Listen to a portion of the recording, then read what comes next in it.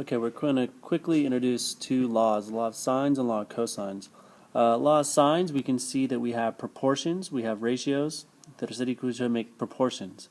Now we often only use one proportion, but we could set up three. And the key thing to keep in mind is that it's called the law of sines because I have sine as my ratio. It's my trig ratio. And then the things that match up, A matches up to A, B matches up to B, C matches up to C. If we were to start listing that, there's A, B to B, C to C.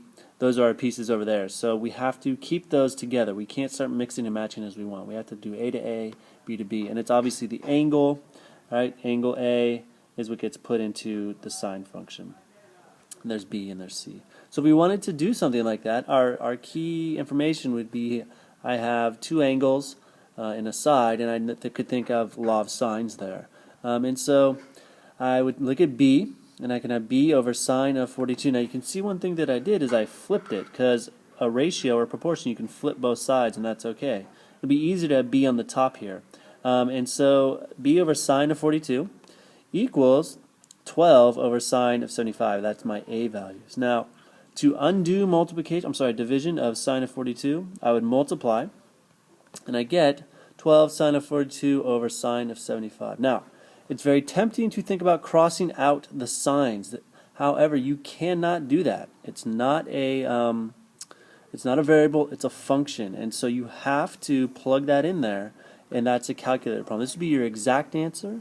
You would take your calculator, plug in 12 times sine of 42 divided by sine of 75, and that would give you your approximate answer. Now, we also have a law of cosines, which looks complicated, but we can see, we'll just look at one of them. If I'm looking at angle A, I have to look at side A, that gets attached to it. And then B or C are attached to the other side here.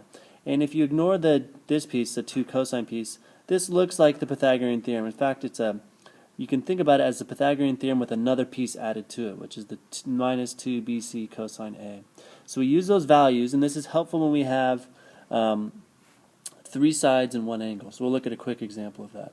So I have my situation where I have 3 sides and an angle, and I want to figure out side A. And so I look at those 2 pieces, the angle and the side opposite go together. So I get A squared equals B squared plus C squared. That's my Pythagorean theorem, kind of, right? Except I don't have a hypotenuse in this case. Minus 2B cosine A. Now the key part is that the A here has angle A attached over here, and then B and C are the pieces in there. From there I plug in my pieces. So A squared is 12 squared plus 20 squared minus 2 times 12 times 20 cosine of 75 degrees. That's my angle. At this point, it's a calculator problem. You plug it in your calculator, you get a number. And remember, that is A squared is that value. So to get A, you take the square root and you get around 20.5.